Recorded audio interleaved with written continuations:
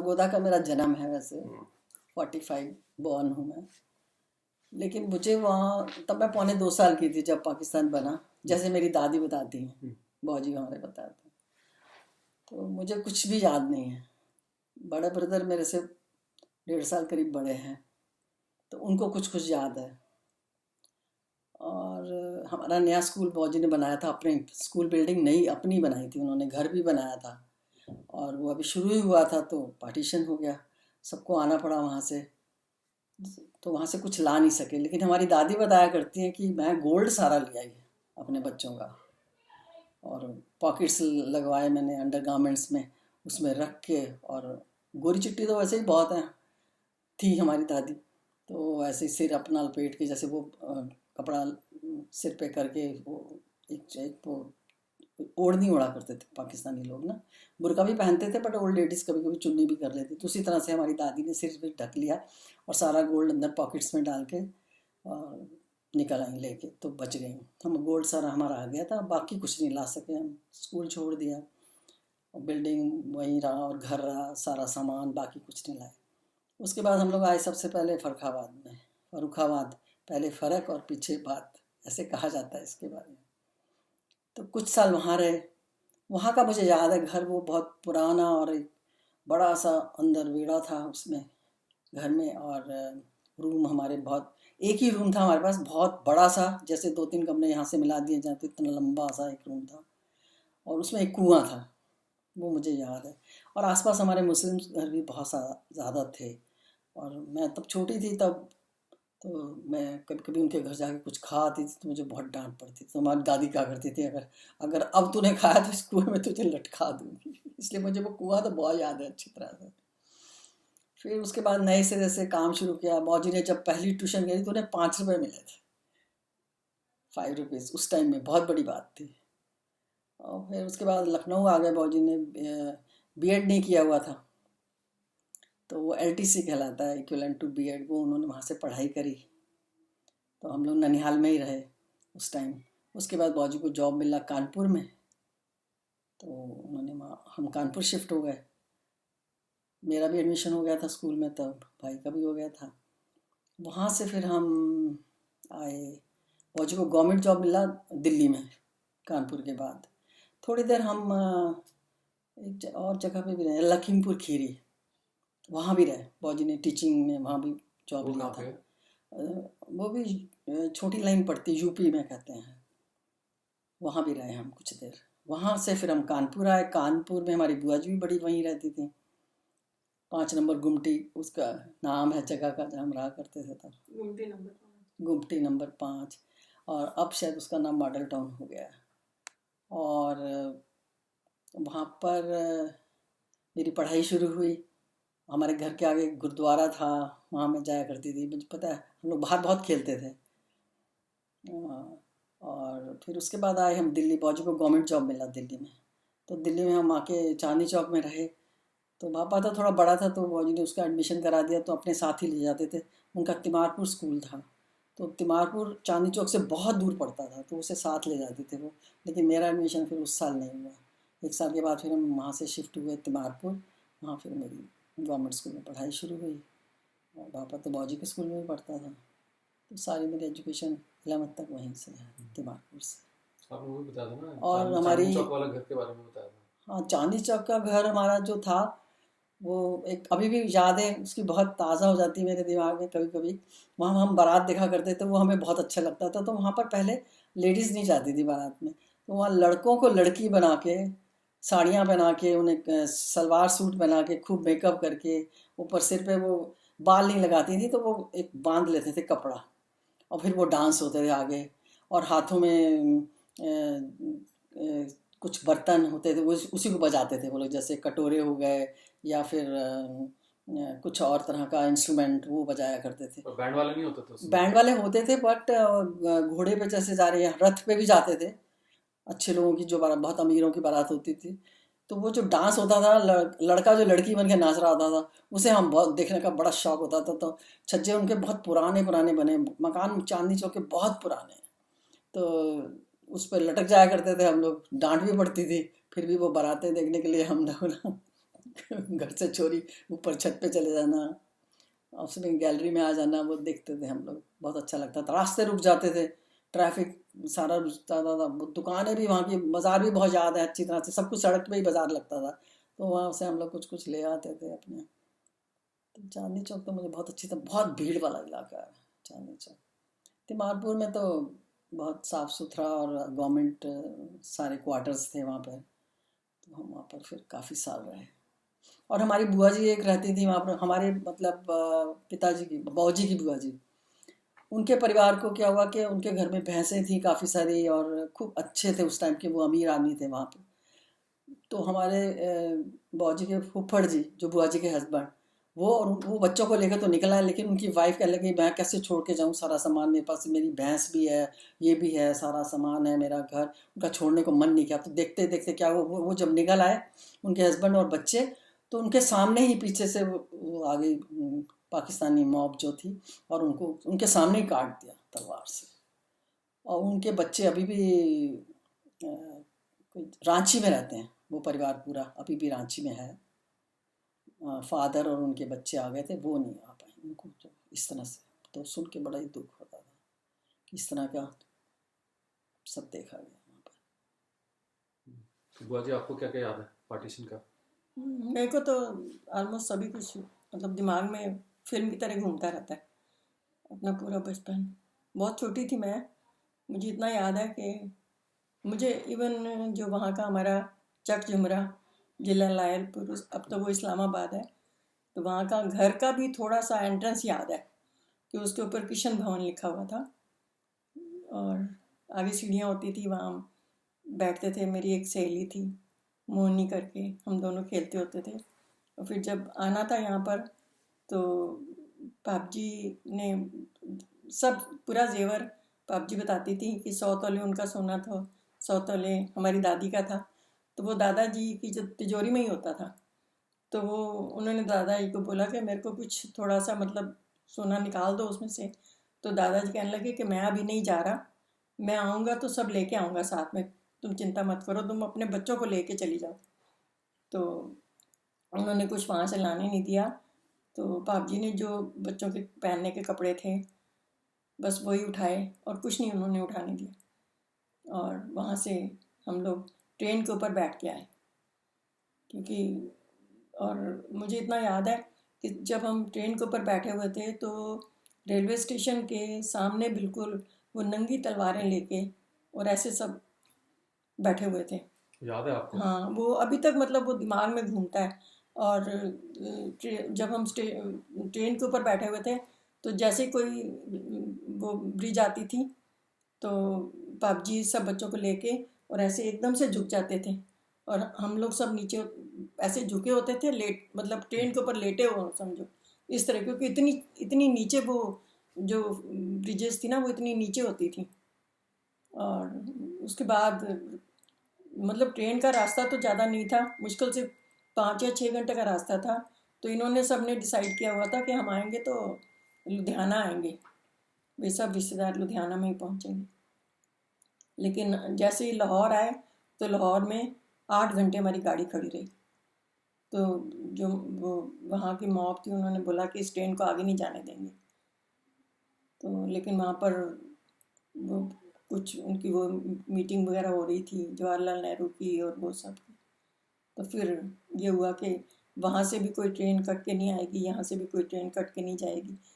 और फिर हम सेफ वहाँ से निकले, लेकिन वहाँ 8 घंटे गाड़ी खड़ी रही, और इतनी गर्मी, पानी के लिए तरस रहे। और बताते हैं लाला कि मतलब वहाँ से निकल आना बहुत मुश्किल था। फिर जैसे यहाँ पर तरन तारन जो बॉर्डर है वहाँ पर आए, तो वहाँ पर लाला कहने लगे अब जो भी पहला स्टेशन होगा हम वहीं उतर जाएंगे, हम आगे नहीं जाएंगे अमृतसर। फिर हम लोग वहाँ पर जो हमारे पास थोड़ा बहुत सामान था वो भी किसी ने निकाल लिया। तो वो जो उसके वो ट्रंक जो था उसके ऊपर हमारा लिखा हुआ था लालाई का नाम, और वो वहाँ का एड्रेस वगैरह लिखा हुआ था। तो पुलिस वाले ने उसको पकड़ लिया। उसने औरों के भी बहुत सामान निकाल निकाल के ट्रंकों में, बैग में डाल, मतलब बड़े बड़े बोरियों में डालता जा रहा था वो। तो उसको वो पुलिस ने पकड़ लिया। तो फिर वो आए, तो लालाई ने कहा कि भाई, और उसका क्या था कि वो सबको पानी ला ला के पिला रहा था, कि जहाँ 8 घंटे ट्रेन खड़ी थी ना, तो वो कहीं से भी पानी ला के तो आके पिला रहा था। तो उन्होंने बोला कि भाई, वो उसको ना कहने लगे कि अब तुम बॉर्डर से इधर आ गए हो तो तुम बच के नहीं जाओगे, कि भाई तुमने इतना मतलब लूटा है लोगों को। तो लाला कहने लगे कि नहीं, इसको छोड़ दो। इसने उस वक़्त सबकी मदद की है जब बच्चों को पानी की ज़रूरत थी। हमें सामान की ज़रूरत नहीं है, हमारे बच्चे ठीक ठाक बच के निकल आए हैं, हमें और कुछ नहीं चाहिए। तो फिर अमृतसर आए। तो अमृतसर में रुके, लेकिन हमारे दादा ही नहीं आए थे।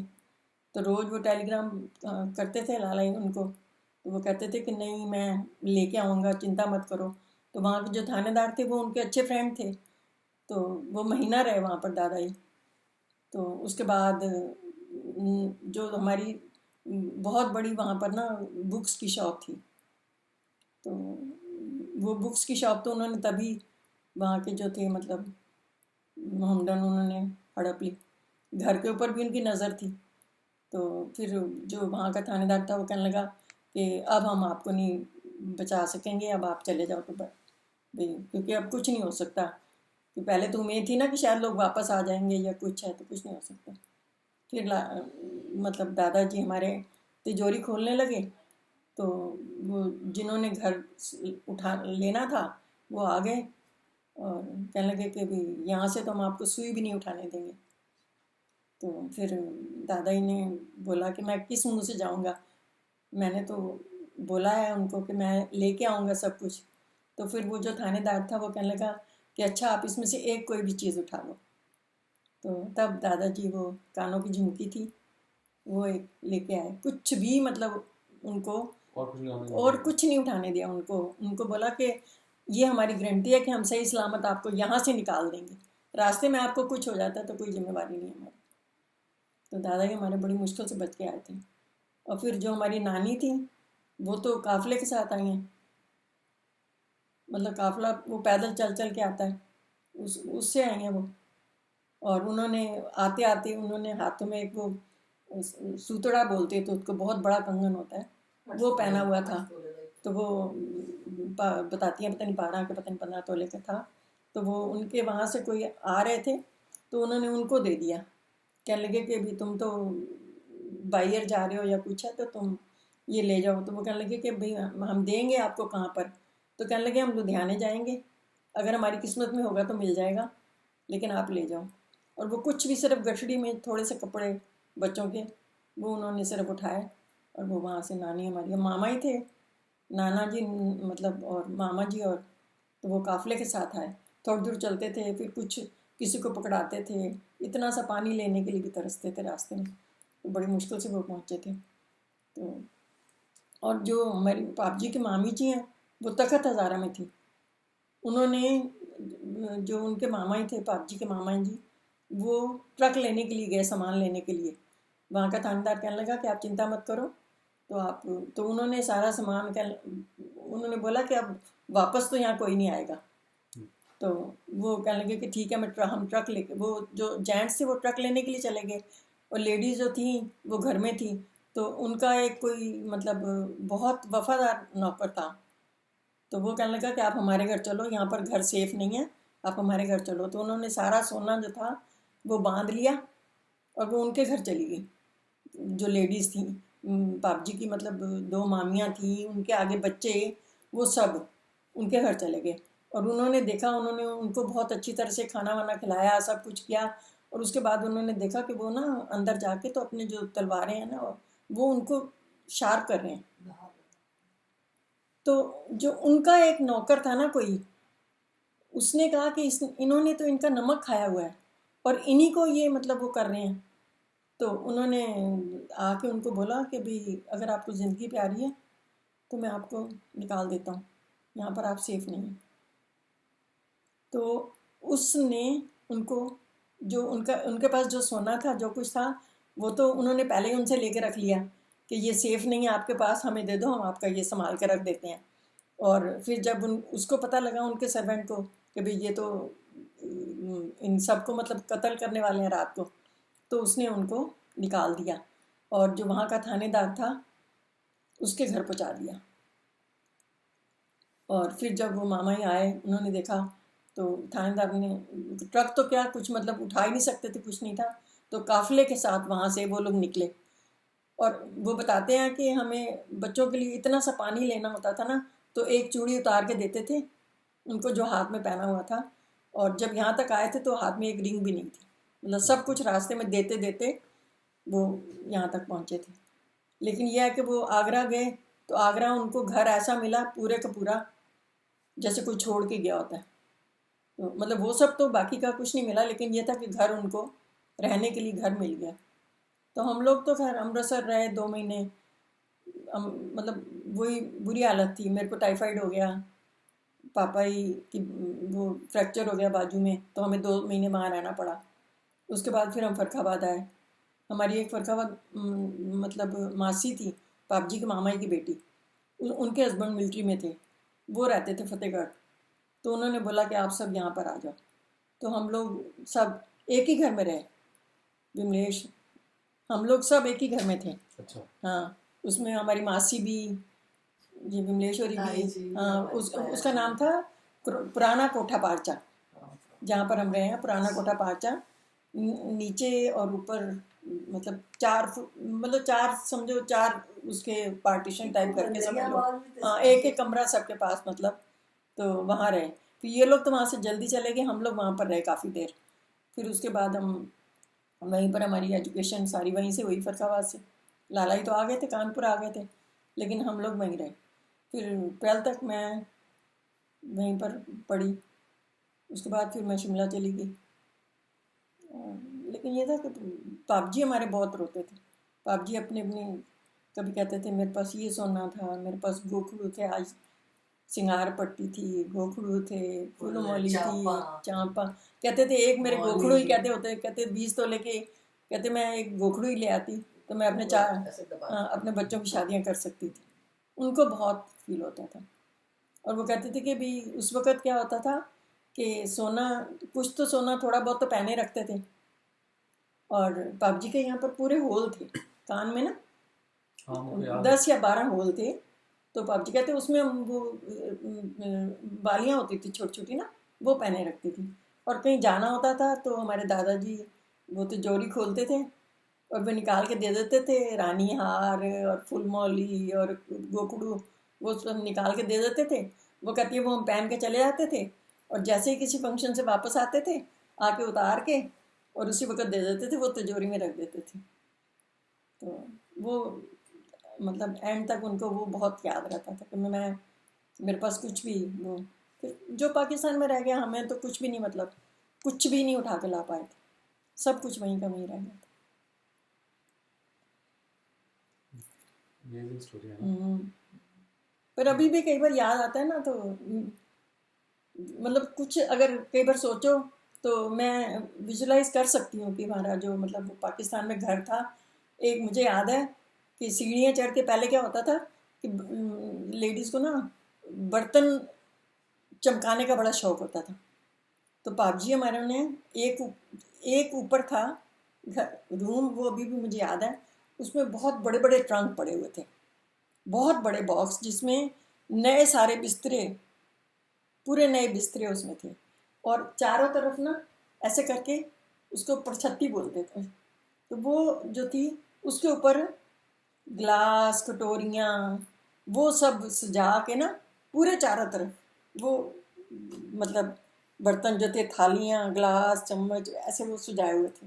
तो वो विजुलाइज मैं कर सकती हूँ अभी भी कि कैसे भाभी उस वक़्त तो वो उसमें बनाते थे ना खाना, वो क्या अंगीठी, वो चूल्हा बना होता था और लकड़ी जला के उस पर बनता था खाना। तो वो मुझे याद है बाप जी कैसे वो नीचे फुला के और वो बनाते थे। वो कुछ कुछ चीज़ें ऐसी हैं कि एंटर करके इधर वो हैंड पंप था, फिर ऐसे सीढ़ियाँ, राइट साइड में सीढ़ियाँ ऊपर जा रही थी, फिर ऊपर बहुत बड़ी छत थी। मतलब सारा ऑलमोस्ट सारा घर नीचे ही था, ऊपर सिर्फ एक बहुत बड़ा रूम था जो मतलब बहुत, जिसकी घर की मतलब वो डेकोरेशन जिसको बोल सकते हैं वो था, और छत बड़ी खुली थी।